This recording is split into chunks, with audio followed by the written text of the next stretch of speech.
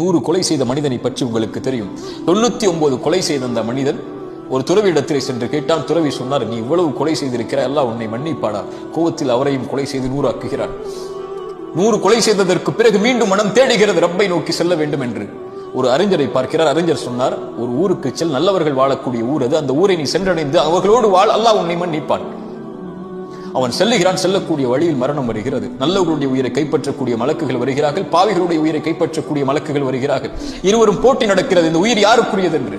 அல்லாஹ் தீர்ப்புக்காக இன்னொரு மலக்கை அனுப்புகிறான். அவர் சொன்னார், நல்லவர்களுடைய ஊருக்கு அருகாமையில் அவர் மரணித்திருந்தால் நல்லவர்களுடைய உயிரை கைப்பற்றக்கூடிய மலக்குகள் எடுத்துச் செல்லுங்கள். பாவிகளுடைய ஊருக்கு அருகாமையில் இருந்தால் பாவிகளுடைய உயிரை கைப்பற்றக்கூடிய மலக்குகள் எடுத்துச் செல்லுங்கள். அளந்து பார்க்கிறார்கள். நல்லவர்களுடைய ஊருக்கு அருகாமையில் தான் மரணித்திருக்கிறார். நல்லவர்களுடைய உயிரை கைப்பற்றக்கூடிய மலக்குகள் எடுத்துச் செல்கிறார்கள். கதை அல்ல, ரசூலுல்லாஹ்வுடைய ஹதீஸ். ஆனால் நடந்தது என்ன தெரியுமா? அவர் பாவிகளுடைய ஊருக்கு அருகாமையில் தான் மரணித்திருந்தார்.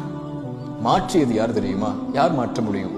தௌபாக்களை விரும்பி அங்கீகரிக்கக்கூடியவன் மனம் திருந்தி வந்த அந்த அடியானுக்காக அல்லாஹ் பூமியின் அமைப்பை மாற்றினான். பூமிக்கு அல்லாஹ் கட்டளையிட்டான், நல்லவர்களுடைய ஊருக்கு அருகாமையில் நீ சென்று விடு, பாவிகளுடைய ஊருக்கு நீ தொலைவில் சென்று விடு என்று.